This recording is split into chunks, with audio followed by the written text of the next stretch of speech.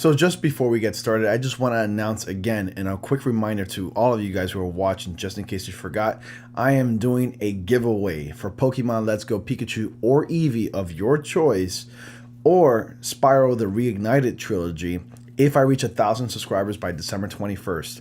So shortly before Christmas, it's a great way to end the year on a high note. So let's go ahead and reach 1,000 subscribers by the end of the year, guys, and one of you lucky winners will win your choice of Pokemon Let's Go Pikachu or Eevee, or Spyro the Reignited trilogy.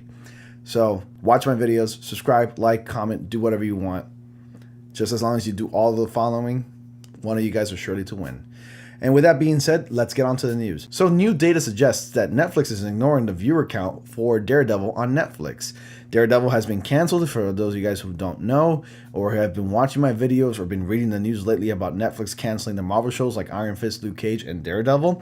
And no surprise that Jessica Jones and Punisher will meet the same fate eventually once their season 2s are distributed on Netflix soon next year. So I came across this interesting article and I want to share more with you guys right after the intro.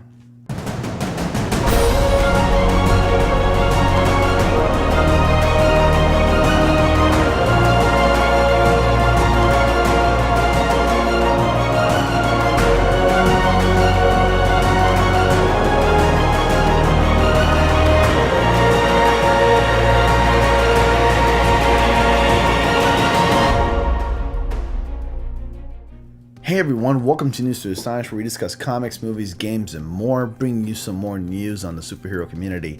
And I would like to talk to you about Netflix and Daredevil in general, and about its viewer count, and how Netflix is ignoring the view count. Coming to you from this article that I found online, Netflix famously doesn't post viewer numbers for its original content. However, this hasn't stopped analytics firms from occasionally conducting their own research and determining a given program's popularity. According to Deadline, one of these firms assumed the task of examining the streaming data for Daredevil, and if what they say is true, demand for the superhero series was demonstrably high through the end of last week. This makes its recent cancellation all the more confusing, if I do say so myself. Pair Analytics specifically evaluated streaming numbers for the week ending on December 1st.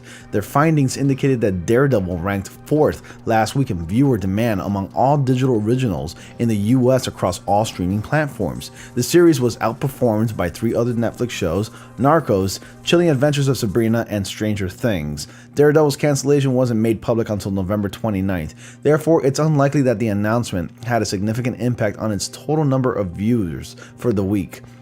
With close to 30 million demand expressions accumulated during November's home stretch, The Man Without Fear impressively managed to surpass some of the streaming medium's most watched programs. These include Hulu's The Handmaid's Tale and Netflix's flagship original series House of Cards and Orange is the New Black. Deadline once again speculates that the launch of Disney Plus largely motivated Netflix's decision to cancel Daredevil, Luke Cage, and Iron Fist. If this trend continues, and like I mentioned earlier, Jessica Jones and The Punisher can't be far behind. Once Disney has its own streaming service, it will pull all of its productions from Netflix's stable of content, including several Marvel Studios' release. Marvel has suggested that the cast of Daredevil will be able to reprise their roles in future projects, but since the studio is so unabashedly family-friendly, it's hard to imagine that the hard PG-13 series finding a home on the Disney Plus streaming service. So there you have it, guys. All of this cannot be a coincidence. I'm pretty sure Netflix got a lot of cold feet when they realized that Disney's coming out with a streaming service of their own. And they were in a position where they're like, oh, we cannot keep these Marvel shows and Marvel movies on our streaming service for long, because Disney's going to want all of that so they can get all their customers to bring out the dough and spend it on their streaming service. So if you want to watch Marvel content, you got to cough up that dough. And I'm pretty sure the pressure was on Netflix. And again, suspiciously, like, I was very suspicious of it, and so were a lot of people, and we're not idiots. Nobody, not even a network, cancels a TV show after having amazing viewership and ratings. It just doesn't make sense, and it doesn't add up.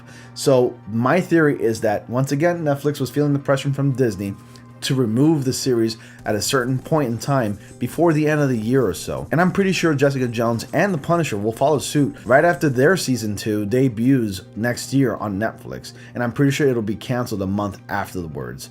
So what are your thoughts, guys? Let me know down in the comment section below.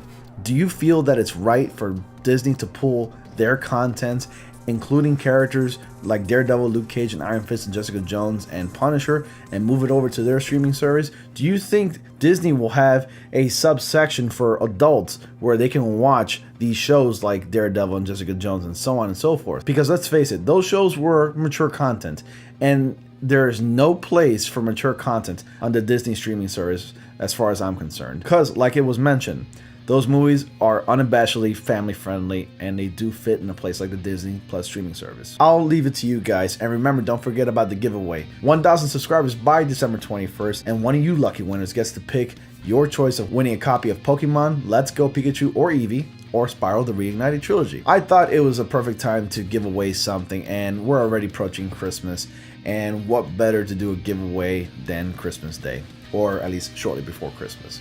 So guys, I want to thank you all so much for watching. I really appreciate it. Let's try to reach 1,000 subscribers by the end of this month, and I really hope you guys stick around for the long haul and continue to watch my videos, like, share them, comment down below, and click on bell notifications so you all don't miss anything.